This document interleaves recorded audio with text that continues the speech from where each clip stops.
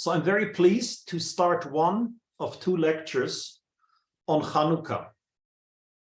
And I decided to present two topics. One is today to talk about the miracle of Hanukkah and the kingdom of the Hasmoneim in the teaching of Maimonides. That's actually a shiur in a lecture on Maimonides' teaching, which gives a lot of very interesting light on Hanukkah according to Rambam. It is from the rabbinic literature. The next shiur will be on Zecharia, one of the 12 minor prophets, where there is the Chanukiah. We say it as a haftarah, so that's a biblical study.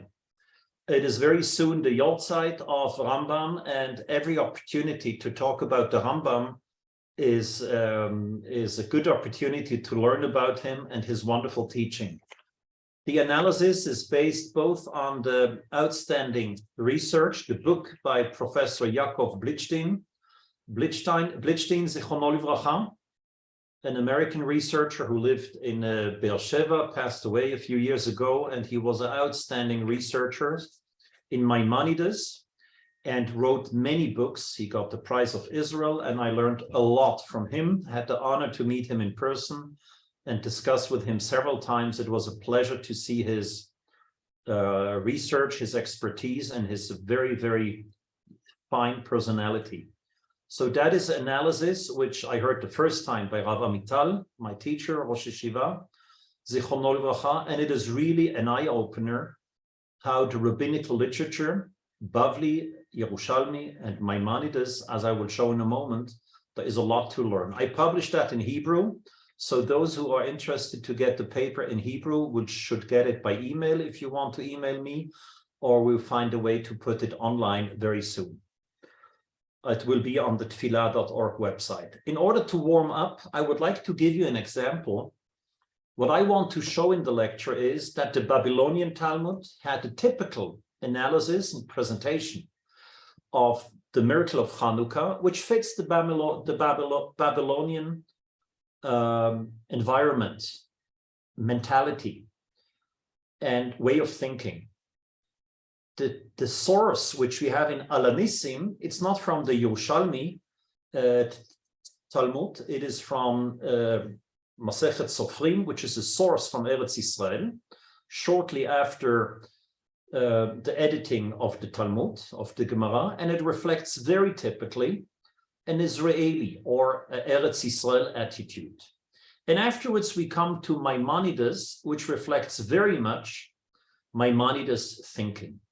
And I want to show that is the beauty of rabbinical literature, many colors, many attitudes, the same sources, but a slightly different way to look at it. And it's very interesting to see how everybody read it in Babylon, in Eretz Israel. Maimonides, he found a lot of meaning and messages for Hanukkah for himself. And if you read Leon Uris on Mila 18, there is a very, very powerful section where they celebrate Hanukkah in the shelter in Warsaw. Whether the story is true or not is not the discussion now, but it gives a wonderful insight. When they were lighting the Hanukkah lights, it was the war, the independence, and the spirit of fighting against enemies. So everybody had a special message. I want to show you a beautiful explanation by Sfat Emet, and he gives a little explanation which is typically a beautiful Hasidic message. The Gemara says, Ner Chanukah מצווה להניחה על פתח ביתו מבחוץ, אם הידר בעלייה מניחה בחלון הסמוכה לרשות הרבים, ובשעת סכנה מניחה על שולחנו ודיו. So the teaching is the mitzvah is to place the Hanukkah lamp at the entrance to the home, to the house, and in time of a danger, when the Gentiles issued decrees to prohibit kindling the lights, and that was probably the background in Babylon, where the light and the worship of the light blocked the Jews to put their Nes Hanukkah in front of the home. The Gemara says he places it on the table, and that is sufficient to fulfill his obligation. Manichal shulchano, v'dayo. The Sfat Emet brings a very powerful explanation. Imagine a table, a tish of Hasidim, 300 Hasidim in one big room, and you can see it actually, this building is survived in Gura, next to Warsaw, 100 kilometers from there, where the Gera Hasidim lived. And imagine 300 Jews lived there, surrounded by not a very pleasant and friendly environment. If there is a danger, you put it on your table, and that is enough. What's the Hasidic explanation? You put it on the table. You need a Hasidic tish. We need to sit all around together, 300 people, and to sing and to have a l'chaim and to hear wonderful divrei Torah. That is a beautiful explanation. He quotes Tehillim because it says in Tehillim, Taroch lefanai shulchan neged tzorerai. You should prepare a table before me in the presence of my enemies or against my enemies. Neged can also be contra, vis-a-vis, but that is the response how we can survive despite a hostile environment. That is a beautiful, wonderful, personal Hasidic explanation how to strengthen the Hasidic tish. So whether that was the intention of the Gemara or not is not a discussion, but it's a beautiful example that they found messages in the rabbinical text. And that was just a warm-up to give a little bit an idea what I want to do now. What I want to do is I want to take the text in the Talmud, Gemara. The Talmud is normally the Babylonian Talmud, and there is a very short section in Shabbat Daf Kaf Aleph. We will read it together. And that is in the Babylonian exile. It's at the time when the Romans came to Palestine, to Eretz Israel, and destroyed everything, and the vast majority of the Jewish people, those who survived, got to Babylon, and in the 4th, 5th century, the Talmud was written. In Ala Nisim, which is actually the text which we read in our prayer book, Tfilat Amidah ben Modim Rabbanan, we have the text which appeared first in Masechet Sofrim. After the final editing, or at the end of the final editing, 6 different units of rabbinical writing, Masechtot HaKtanot, the small collections, actually the first codification of Halacha, were written. One is Sofrim, dealing with Sidur, with the prayer book, reading the Torah, and various mitzvot related to the Chagim and reading Jewish prayer, and many others about Giyur, about Sefer Torah, and so on.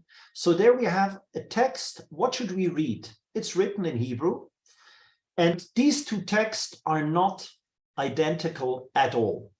They are both known, one from the prayer book, one the classical source on Chanukah in the Talmud Bavli, and it's interesting to compare them. You see like two eyes, a different angle, and you get a very interesting analysis. That's actually a field which is great, fascinating research, and there are a lot of people in Israel and outside who were dealing with what's the difference between the approach of the two sources in Eretz Yisrael and in Babylon. I would like to give you a taste of an insight into that.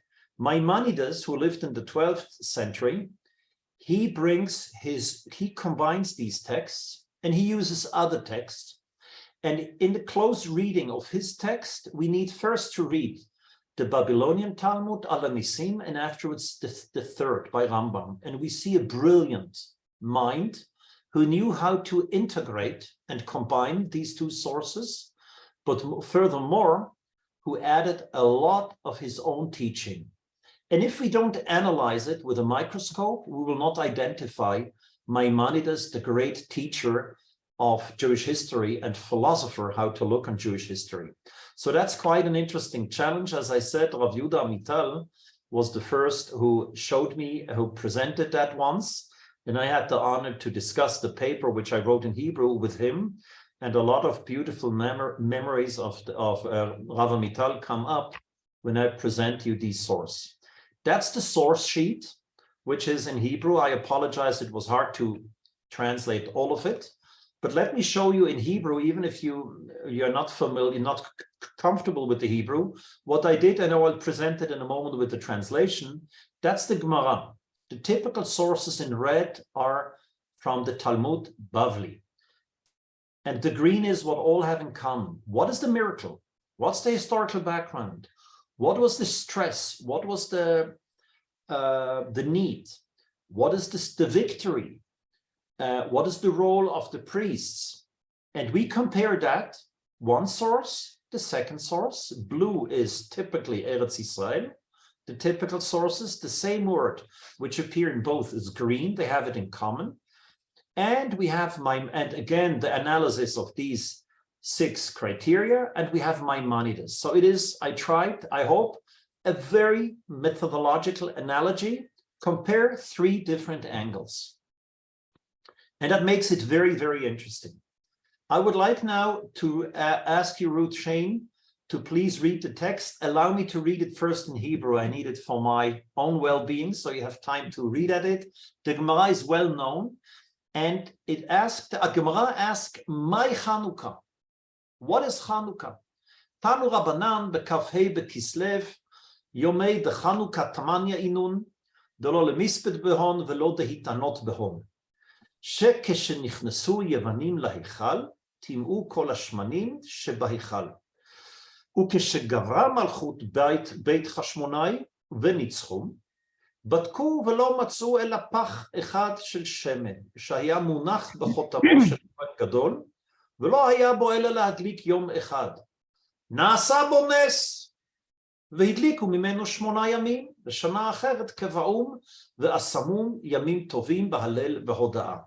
Is it okay, Ruth, please, to read it? The Gemara asks, what is Chanukah, and why are lights kindled on Chanukah? The Gemara answers, the sages taught in Megillat Ta'anit, on the 25th of Kislev, the days of Chanukah are 8. One may not eulogize on them, one may not fast on them. What is the reason? When the Greeks entered the sanctuary, they defiled all the oils that were in the sanctuary by touching them. And when the Hashmonaim monarchy overcame them and emerged victorious over them, they searched and found only 1 cruse of oil that was placed with the seal of the high priest, undisturbed by the Greeks. And there was sufficient oil there to light the candelabrum for only 1 day. A miracle occurred, and they lit the candelabrum from it 8 days. The next year, the sages instituted those days and made them holidays with recitation of Hallel and special thanksgiving and prayer and blessings. Thank you very much. That sounded much better than my English. I enjoyed it very much. Thank you.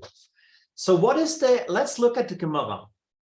And I'm not asking, I don't want to go in too much details, but I ask a simple question.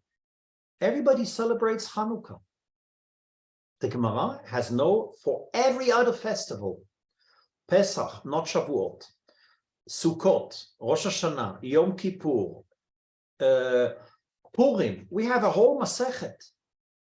And on Chanukah, there are 2 pages in the Gemara, and the opening of the discussion is, what's actually Chanukah?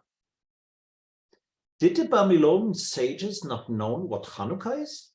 Hello? Every soldier in Israel knows that there are celebrations at the Kotel, on Masada. Every child in the kindergarten knows to dance with the lights. And nobody knows what Chanukah is. What is Chanukah? The question, what is Chanukah, puts to talk about lights, a very dark light on Chanukah. Don't people know what Chanukah is? Hello? Okay, now we learn, halachically, you're not allowed to have a eulogy and not to fast. Why? And now we have to read it in a flow. When the Greek came to the Heichal and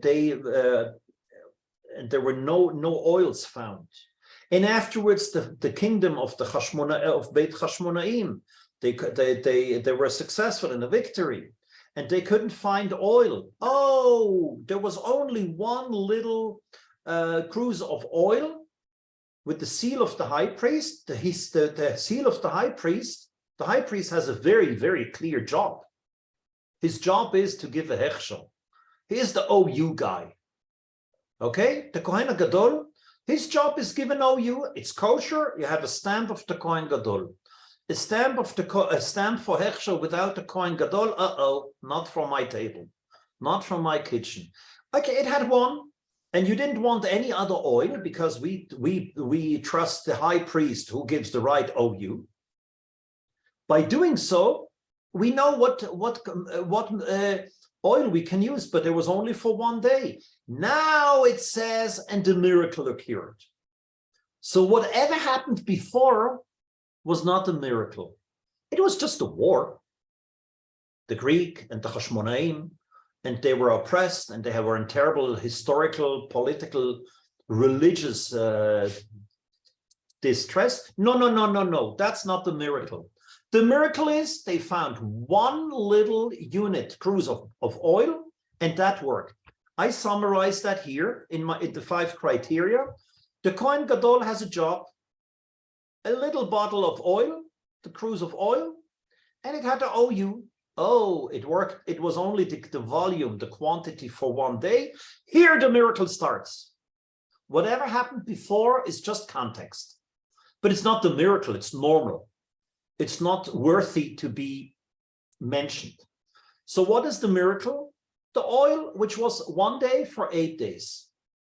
Brackets, why, if there was one day that they found it, but it was enough for 8 days, we should celebrate only 7 days? That's a famous question. Beit Yosef, Rabbi Yosef Karo he has 10 explanations for that, which I will not elaborate now. Very interesting, classical rabbinical, a sharp mind. He put it in 8 units, and every 12.5% for one day was enough for a whole day, and many other explanations. What's the historical background?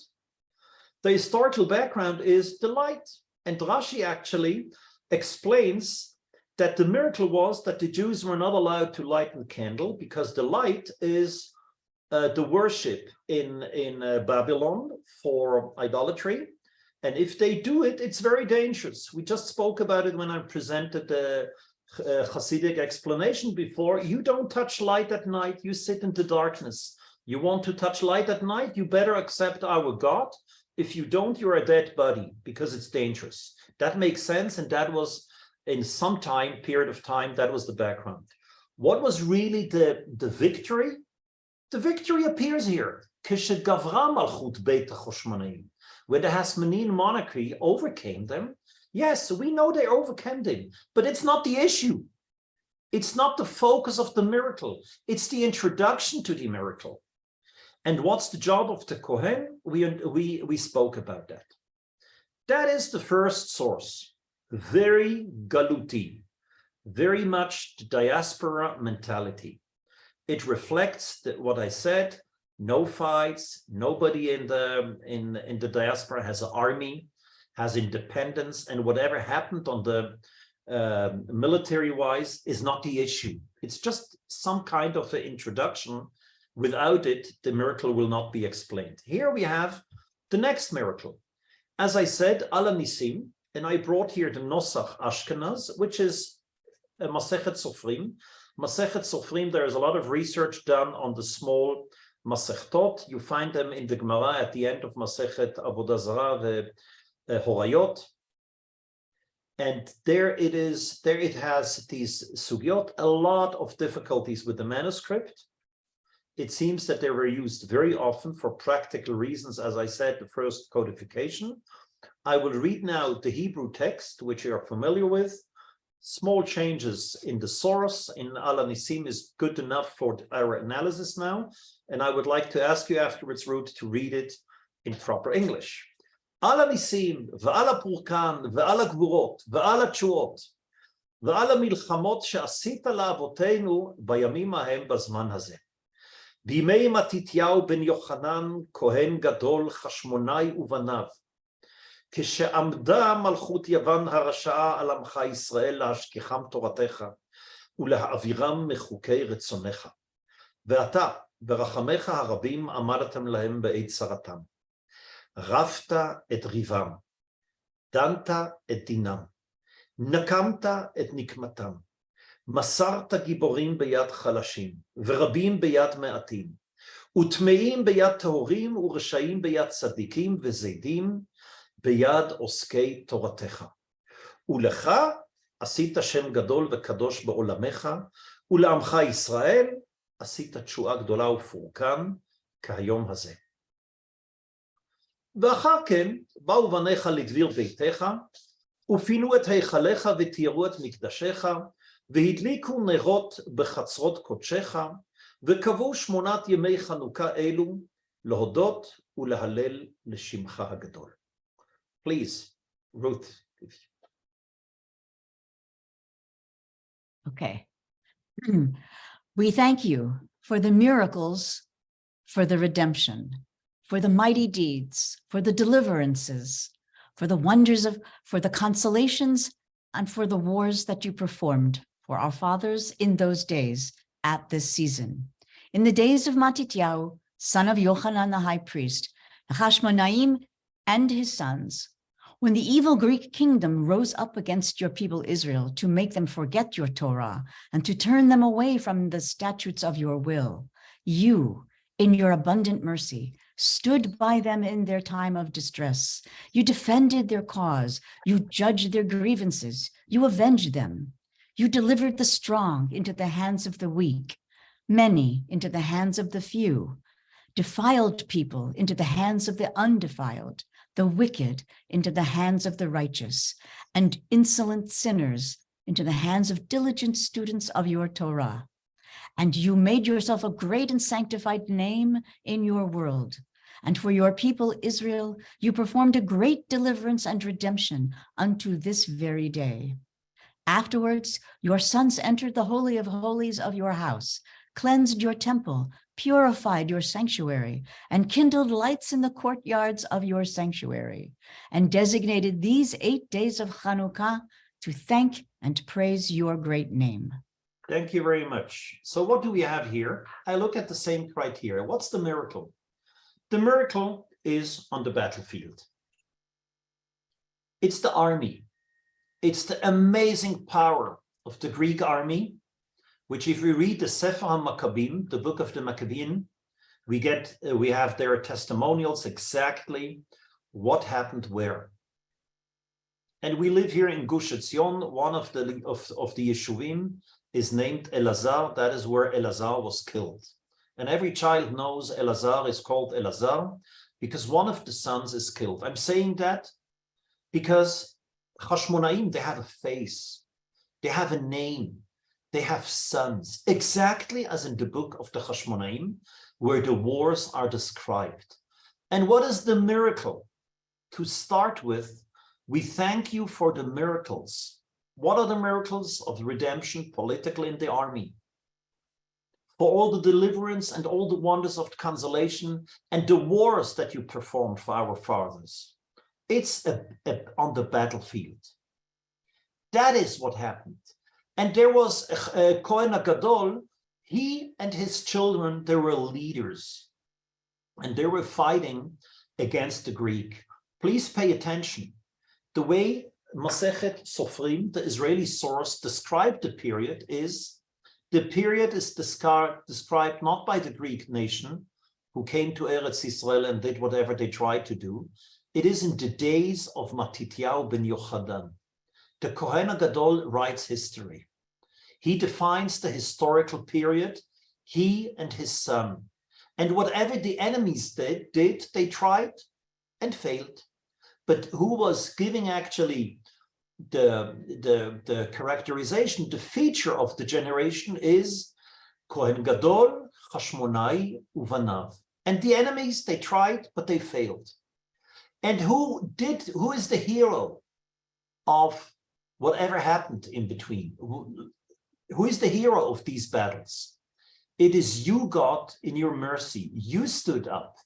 Please pay attention how beautiful it is that Kesha'amda Malchut Yavan Harsha'a, when the Greek kingdom rose up, but you, the Ata B'Rachamecha Harabim, you stood up by them. It's the same word.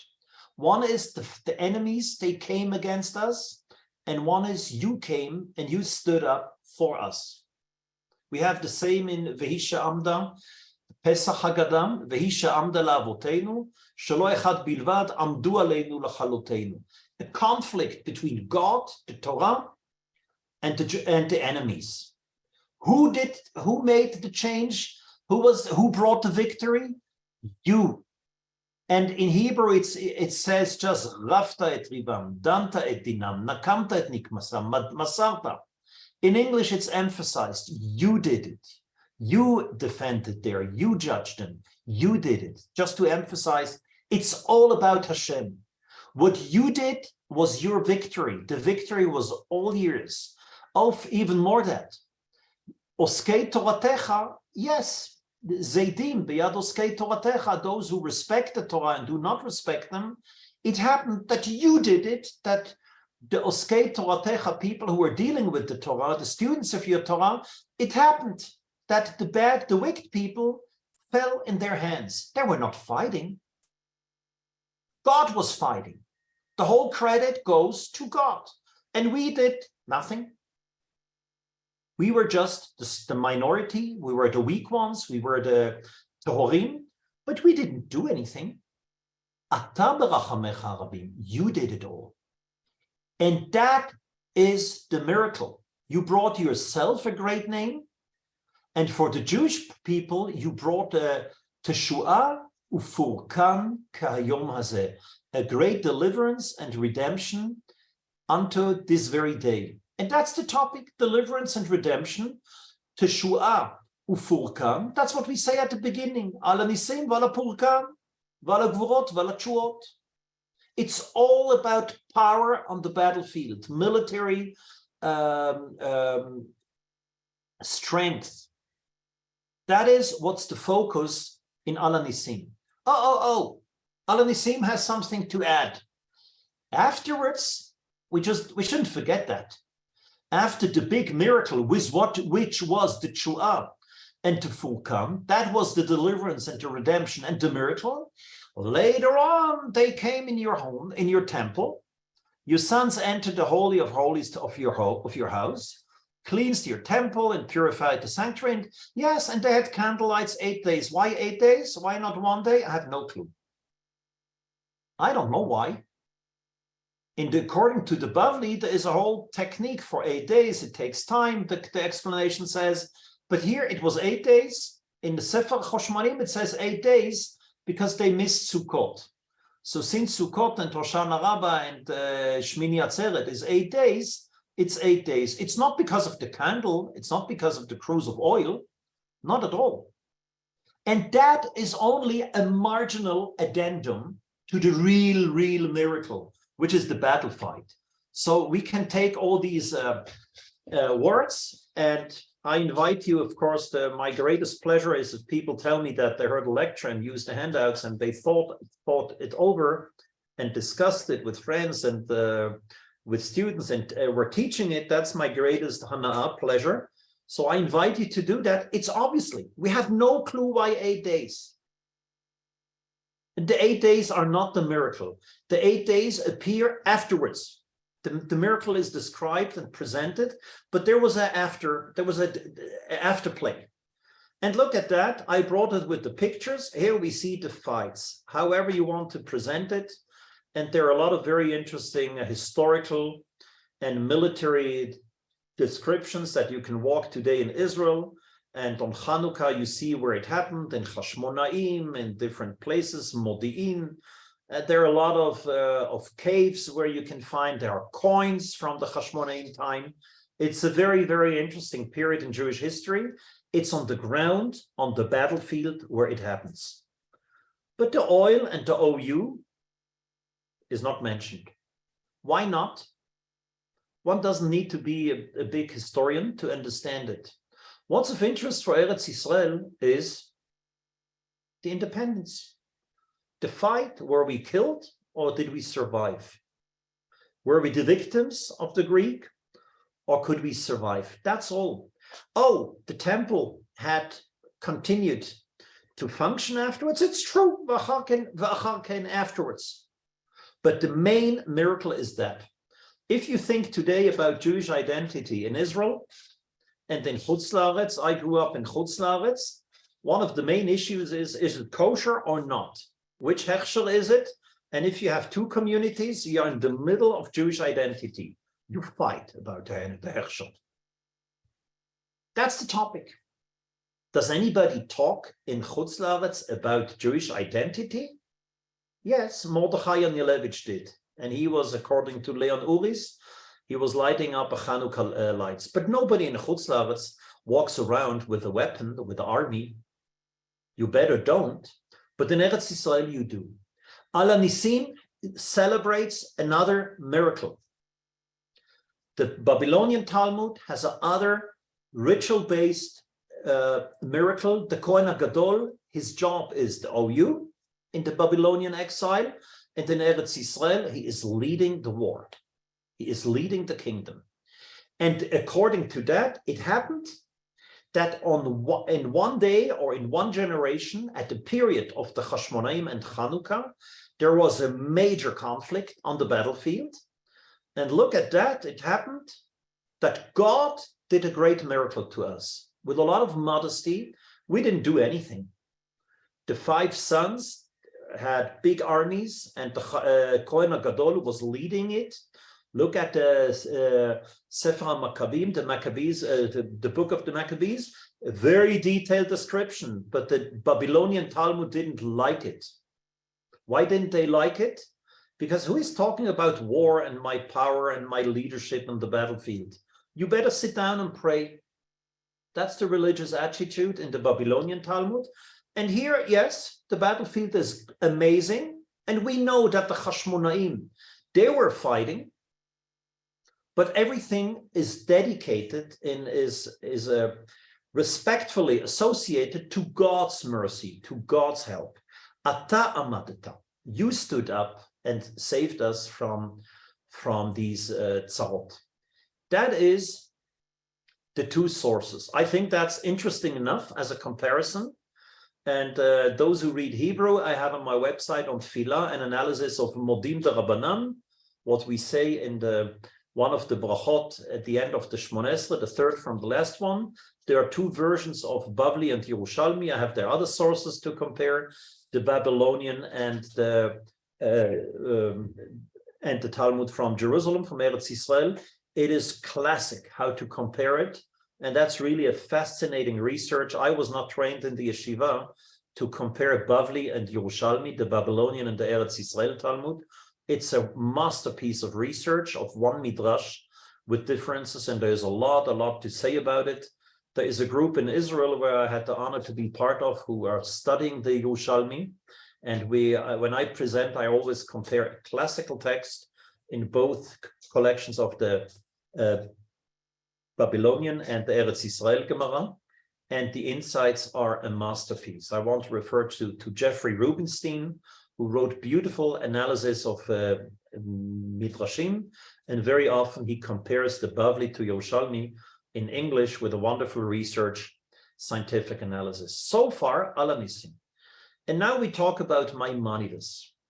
A mastermind of Jewish history, might be the biggest cultural hero, who had an amazing, allow me here to move before we talk about him. I want to show you here from my publication I had in,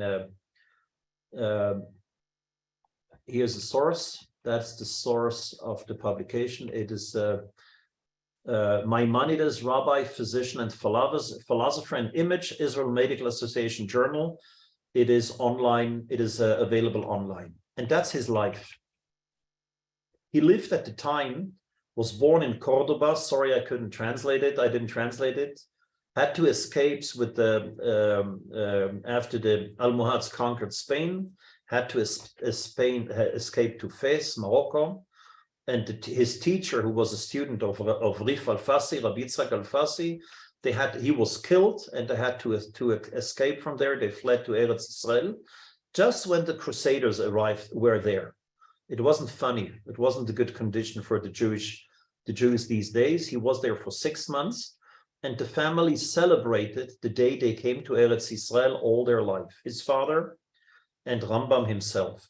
But after 6 months, they had to leave Eretz Yisrael and move to Fostat in Kahir, where he lived and wrote and was active all his life. He knew exactly what it means to escape from Christians in Spain and the Almohads who conquered. He knew exactly what political stress is, much more than Baruch Hashem we know in our generation. He came to Eretz Yisrael and the Christians were there. It was not possible to survive there. So he lived in Kahir and he wrote the famous letter, Igeret Teiman, the letter to Teiman, Yemen, where Jews had to convert, were forced to convert to the Islam, a masterpiece of a rabbinic writing.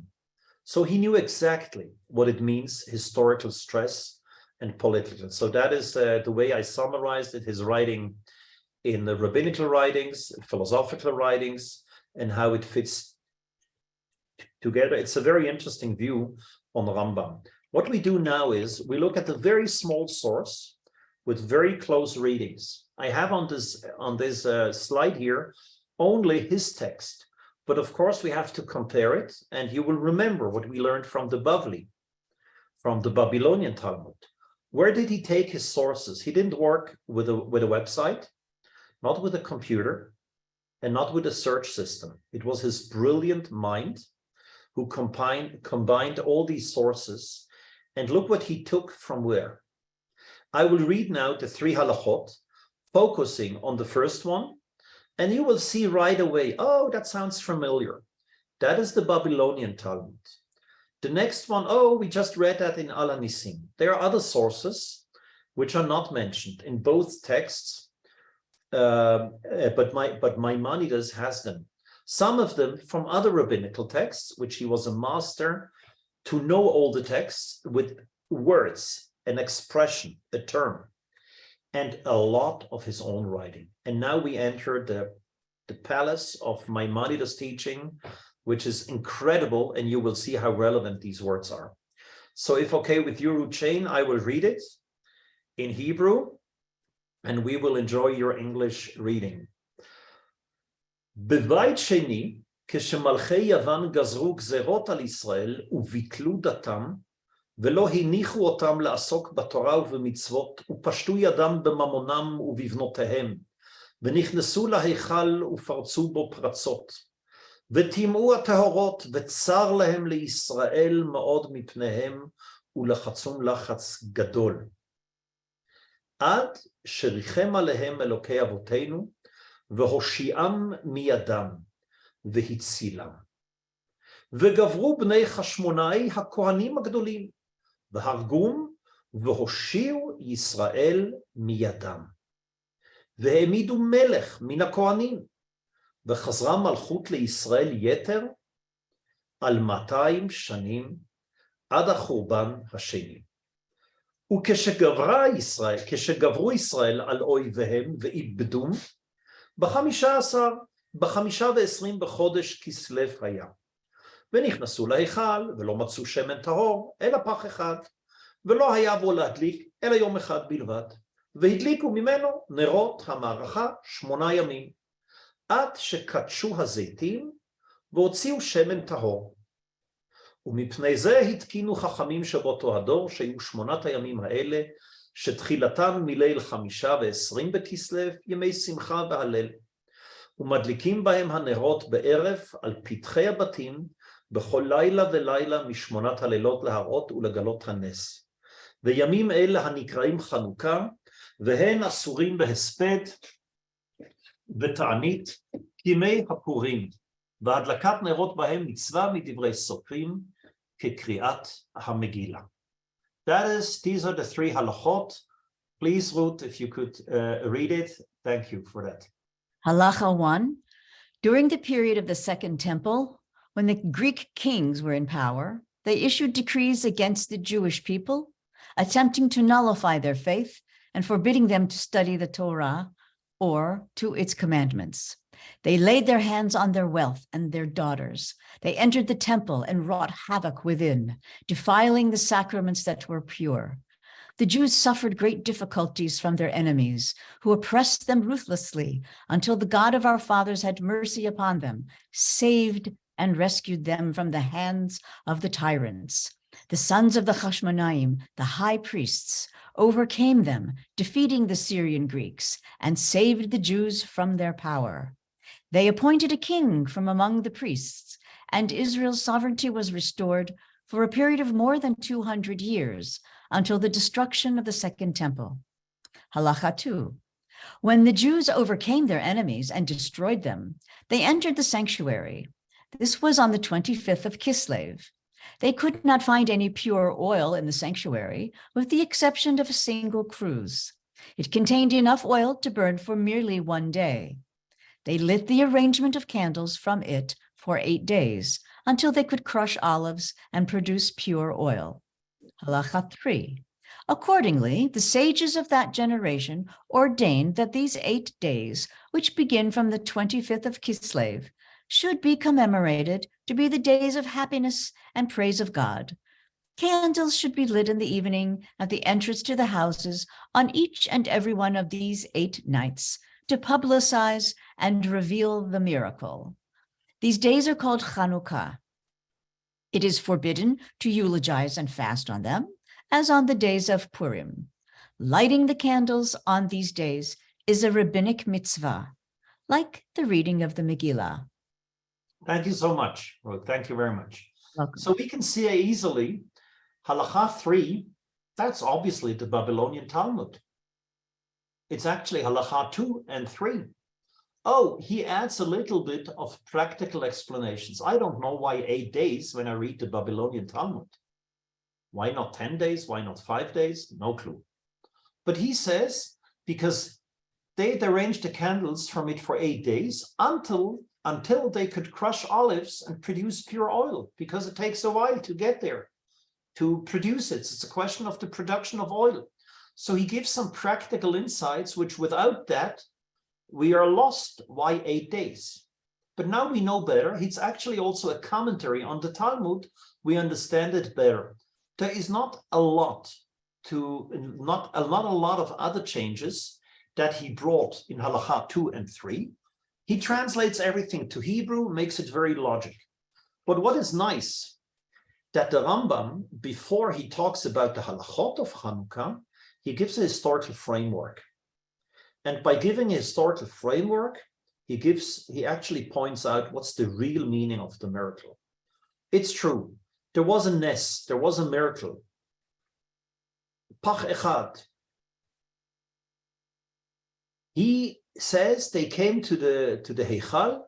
They couldn't find oil more than one little for one unit, for contain enough oil to burn for only 1 day. 8 days. He doesn't define that as the miracle. When he talks about what happened in this generation, it's not a little oil. It was very impressive, very remarkable. But the miracle is described in Halacha 1. So let's now come back to Halacha 1. B'bayit sheni keshemalchei Yavan gazru gzerot al Yisrael. Rambam, I think on his desk was the book of the Maccabean, the Hashmonaim. These were gzerot. They issued decrees against the Jewish people. Oh, no Shabbat, no Brit Milah, no Kashrut, no Jewish teaching in public, nothing. And he describes it. It was forbidden la'asok b'Torah. Yes, in Ala Nisim, it is beyad oskei Toratecha. But Ala Nisim doesn't point out that to study the Torah was forbidden, was prohibited. It happened that the wicked people fell in the hands of those who were learning. But here it says it was forbidden to learn, because it says ubitlu datam, to nullify their faith. When the Rambam writes about many halachot, he talks about the basic concept of Jewish religion. And the first book in Mishneh Torah, worthwhile to read, is Rabbi Isidor Tversky, Professor Rabbi Isidor Tversky, Introduction to the Mishneh Torah. A wonderful introduction, a huge book of an outstanding scholar. English translated to Hebrew. And he says, Bitlu datam, it is a basic fight, a conflict of two religions, the Jewish religion and the Hellenistic religion. Bitlu datam, it's the dat, the basic religion that was at stake. It was a fight about Torah and mitzvot and against children, their possessions, their money,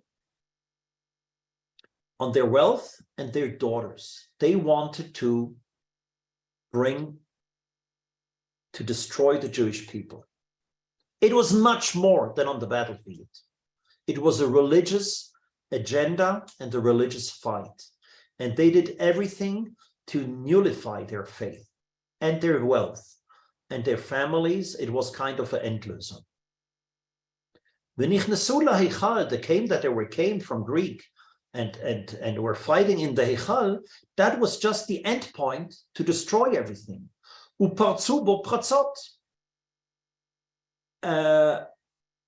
Defining the sacraments, pratzot. I will not go to the sources. You have them all here in the next slide, where I show which sources Rambam used.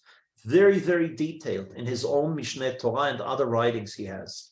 We'll come to where that would be a more detailed analysis, but I will keep it short. The Jewish people, that generation, was in terrible stress. Ad Sherichem alehem Elohei Avotenu. Sherichem alehem, God, they suffered terrible until God of our father had mercy. That's exactly the Alanissim. Look what he did. Rachamta alehem. Vata b'rachamecha harabim, you had mercy with that. Where is it? Vata b'rachamecha harabim amarta lahem. And you, in your abundant mercy, you stood against them. So Rambam takes it. But what is the mercy of Hashem? It has another level of mercy, according to Maimonides' teaching. You came and you saved them. Look at the beautiful Rambam's every word, every letter is gold. And we have to have that in mind, because only if we have this respect for his wording, we will identify the wonderful finesse. V'lachatzum lachatz gadol, ad sherichem alehem Elohei Avotenu. Till God of our fathers had mercy upon them. He saved and rescued them from the hands of the tyrants. V'hoshiam miyadam, Elokei Avotenu, God of our fathers. Why does he say God our fathers? He is not talking about our fathers. He is talking what happened in history. V'lachatzum lachatz gadol, ad sherichem alehem. We talk about the period of the Chashmonaim. What happened to them? They suffered. And God of our and the Jews suffered great difficulties from their enemies who oppressed them. But it is God our Father. It should say God their Father. We're not talking about our days. Why is Rambam mixing that up? And that's exactly the message. And there's actually the first time sometimes I feel English is better than the Hebrew. If we remember the miracle, we actually remember. We connect from the beginning to history. And we are a member. We just take a membership on Jewish history by remembering it. If we remember it, that God helped at the time of the Chashmonaim, it is our Father to this very days. That's the miracle. We are not talking about history, what happened in the Second Temple BC. We are talking what happened to us, and we are the children of our fathers. These are our fathers, and God had mercy with our fathers, not with their generation, with their fathers. So this little difference is very meaningful. God saved them from them and rescued them. But look what happened now. V'gavru bnei Chashmonaim hakohanim hagdolim. Now we see the Chashmonaim as the high priest, and they killed them. They killed them. It was not God who did everything. You put a lot in the hand of a small minority. You brought that Oskei Toratecha, those who were studying the Torah, and the wicked people fell in their hands. No, the Hasmonean were fighting. They had an IDF. They had, as we will read in the Sefer HaMakkabim, not in the Babylonian Talmud. Not a word about it. Not in Al Hanisim, not a word about it. In the book of the Chasmonaim, which is not included in the Talmudic collection, in the biblical canon, but the Rambam activates them, and he knows exactly what happened in this generation. And they killed, V'hoshiu Yisrael mi'adam, and they saved them. God saved them, true. But who did the job? Who was on the battlefield? With God's help, the Chashmonaim. It is the IDF soldier. It is the Chashmonaim children. They were fighting, and some of them paid with their life. It's not a miracle. You did it. These are human beings. Rambam believes in human activity, and he points that out. It is God's miracle, but Hoshi'am mi'adam, v'hoshi'u Yisrael mi'adam. You see it here in the Hebrew text, one above the other, because they did the job. And the Malchut of the Kohanim, they're not supposed to be kings. Priests, the Rambam says clearly, we will not elaborate this issue. Rambam says clearly, the priests are not kings. Kings come only from the dynasty of King David. Back to Sefer Tehillim. Only King David. From there we can have priests. No, they did it. Whatever the halacha is, acknowledge them. And here we come to a further punchline. V'chazra malchut leYisrael yeter al 200 shanim ad hachurban hasheni. They appointed kings from the priests, which is not according to the halacha. And Israel's sovereignty was restored for a period of more than 200 years, until the destruction of the Second Temple. Did the Babylonian Talmud talk about the destruction of the Second Temple some 230 years later? Did Al Hanisim talk about that? Al Hanisim was on the battlefield. The Bavli was with the priest, with the OU.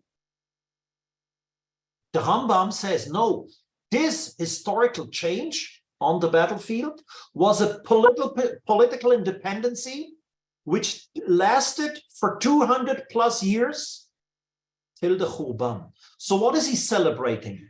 Not a little oil, as the Babylonian, not the major success on the battlefield, the victory. He celebrates the history of 200 years of independence. That's his vision. That's a big mind. And now you can ask those who like Jewish history, who were the Hashmonaim? Who were the kings of Hashmonaim? They were not the greatest tzaddikim. They were not Rambam's, Maimonides' statures. Rambam says very clearly in his commentary on the Mishnah, at the beginning of Masechet Yomam, the Mishnah explains that the high priest, at the time of the Mishnah, the sages came and taught him what do they have to do the next day, Yom Kippur. Hello, you're the high priest. You don't know what is your job the next day. What's exactly your training? What's your background? Why were you elected to be a Kohen Gadol? So Maimonides writes in his commentary on the Mishnah, because those people lo hayu holchim lefi hamasoret hayashar. Those people, the kings, during these 200 years, they had no clue about Yiddishkeit. High priest, yes, question of money and politics and power. But did they know anything about what they had to do in the temple? Not a clue. Rambam knows it. At the age of 30, when he completed his Mishnah, he knew exactly who these kings were. Not Belzer Hasidim. No scholars. Zero. Totally assimilated high priests. And he says the same in Masechet Sanhedrin. Ze Malchei Yisrael bilvad, lefi shehayu arvaryanim b'malchutam. And they have no respect for the Torah. Rambam was aware very, very, very well who these high priests were. Zero respect for Jewish tradition. So why are you celebrating Hanukkah? Stick to the oil. Stick to the battlefield.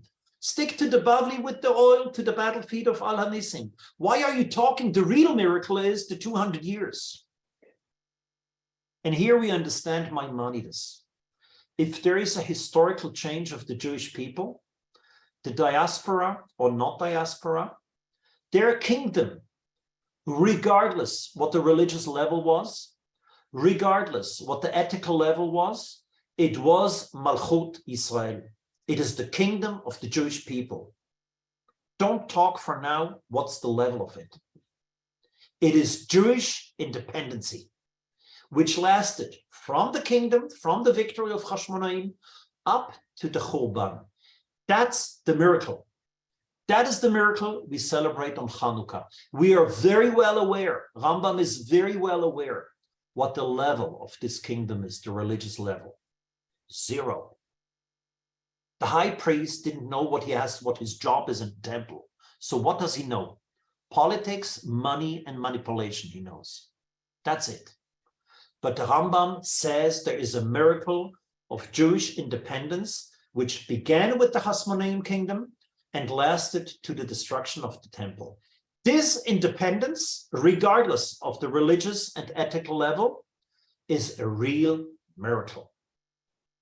That is Maimonides. You see the power, the dimension, the incredible insight in history. We celebrate a period which prevented the destruction of the temple in 160, in the time of the Hashmonaim, 130 before, and it's not destroyed. They were not successful to destroy the temple. It lasted for another 2 years on a terrible level, but it was Jewish independence. If you think about that, the Maimonides, which in itself, just to analyze the three texts, which I have to come to a conclusion here, to an end, that's the comparison of the three texts. Those who are interested, I will update my PowerPoint I wrote about Rambam as a physician, which I'm happy to share with you. But I want to show what is the power, the incredible message of Maimonides for Hanukkah, which I wanted to point out. If you're in the exile, just stick to your little candlelight. Make sure it's a danger and they have a worship of the light and you have the worship of your candles of Hanukkah. Just make sure you keep the Jewish tradition and the memory. You don't exactly remember what it was. I feel like the Maranos, I don't exactly know what it is. Something was there, my Hanukkah, but we celebrate it. It can be very dangerous. You stick to your home, and the Sfat Emetzo says, make sure your table is strong. Not a lot of knowledge. Al Hanisim, wow, it's independence. It's an Israeli source. IDF is very successful, Baruch Hashem. This generation and now. The Rambam says it is the nature of Jewish history, diaspora or Eretz Yisrael. Baruch Hashem, we live in Eretz Yisrael. If there are any easy questions, I'm happy to hear. Thank you for your attention. Okay, thank you very, very much, Rav Beni. I just want to start with a technical point before we forget.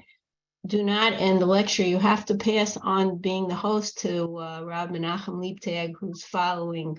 I don't know exactly when he's gonna. We have to just pay attention. You're online? Okay, so Rav Beni, if you want to just give I'm host. Liebtag the host, and then Rabbi Menachem. Shalom Rabbeini.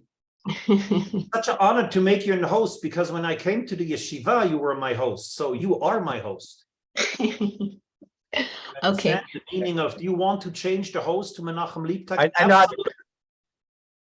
Right. Okay, great. Okay, so now, Rav Beni, you have a couple of questions. You can take questions. You can start. You can go as long as you want. Okay, thank you very much. Okay, so there was an iPhone and an iPad who were putting in a lot of questions and comments. I'll just give you some of them. That during Chazal and Gemara times, housing was different. There was a common courtyard surrounded by the 1 or 2 story connected dwelling for convenience and safety. Does that affect how the interpretation of the table was? I assume that goes with that part of the shiur. Does that assume about where you would put your table at that time, or that was at different times? Is that Did I understand that correctly? That question. So I didn't, sorry, I had a hard time to, you're reading the, Okay, I'm reading from the chat. So during Chazal and Gemara times, housing was different. There was a common courtyard surrounded by the 1 or 2 story connected dwelling for convenience and safety. So how does that affect how they would have lit the Hanukkah, Chanukiah? so I think that's very interesting. That's a very interesting question. Thank you very much. I think if you look at the medieval age, how the Christians were drawing Yerushalayim, these are exactly the cathedral buildings in Europe. So that is a projection. What they saw, there were no pictures online that you could go with Google Maps to other places or travel there. So I think that is a projection of what will happen later, what was there. And of course, when the Sfat Emet translate that to a different message, it takes a word, but it's a totally different reality. So I fully agree that how they were living, I don't know if one can really know. There is a lady who wrote a doctorate thesis about housing in the Babylonian and Eretz Yisrael reality, and I have to ask her. Her name is Kirschenbaum. She wrote a doctorate thesis about that, and I remember we spoke about that. I don't remember the details. The point is well taken. Okay.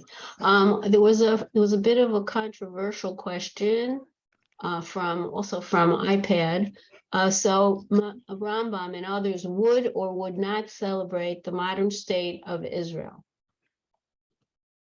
Sorry, say it again. Would Rambam and others celebrate or not celebrate the modern state of Israel? So if iPad is there, please. So I think that is a very, very basic message, which I'm happy. I didn't want to hide this message. And I grew up in a Haredi community in Switzerland, and Yom Ha'atzmaut was not an issue. And the Jewish independence was terrible because the Jews were not religious and they are not supporting the yeshivas. So I'm saying directly from the Rambam, it's clear and evident, clear as water. A kingdom, whatever it is a Jewish kingdom.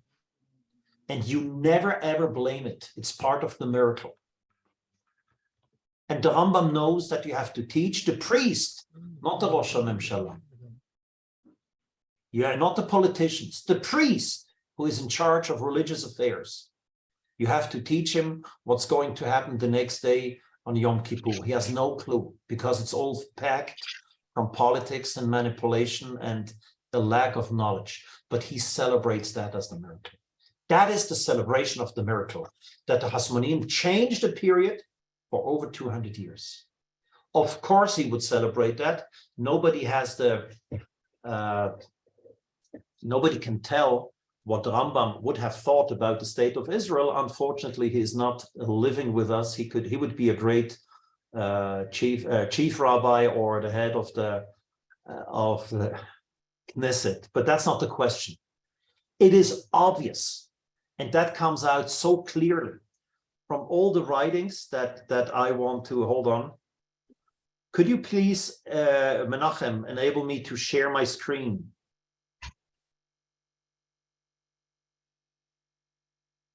Thank you.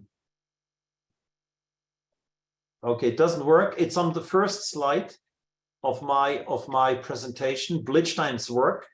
If you enter Gerald Yaakov Blitzstein, you will find his writings, and it's very clear that all his concept of Jewish malchut, of independency, is the main message of the book, and Rambam was totally clear about that. Okay. So it's good that time is over, otherwise we will go into politics. We don't want that. Okay, so I just want to end off. Mayor Bruckenheimer, I think he just left. Oh no, he's still there. Mayor, you had a very good question to discuss in a future Hanukkah class, the various methods that are mentioned in the Talmud about the number of candles lit each night. For me, it's eye-opening as to the time that is spent on this topic. Even in the holidays, you do not find so many ways. My conclusion is that the Rabbanim needed to play up the miracle and its importance, since the people were not as convinced about the greatness and importance of the miracles, victories, and finding of the oil. What is your opinion? That's what my So that's a good question. wrote. I think we can give 2 minutes to that, and then I think we'll have to. Okay, I will keep it very short. There is a song in Israel of the Nesach HaShmonaim. I will not sing it for 2 reasons. It would leave a very bad impression on the lecture, both for musical reasons and the topic. Nes lo hayasham, nes lo karalam, no miracle happens. So one of these Israeli songs, they don't want to talk about the miracle of the oil. What is the miracle? Something else. So they had a hard time to identify the miracle with the oil. But the Talmudic mind, they discussed what's exactly the miracle. If one day it was found, it was for 8 days, did they split it to 8 pieces? Or was another part of the miracle, did they light it this way or the other?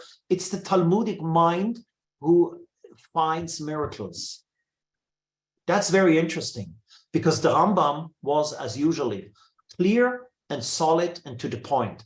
It's the historical change, which is not a rabbinic source, but that is Rambam's historical understanding. I want to add on that, in one of his letters to Teiman, he says how terrible if you are forced to convert to Islam, you have to leave it. That's what his father wrote in his Igeret HaNechama. And he was very clear that these terrible situations, you have to run away. But in his Hilchot Melachim, at the very end, a piece in Maimonides' writing, which were not published over the centuries, till Rav Kapach found them, he said, oh, Christianity, they're wonderful.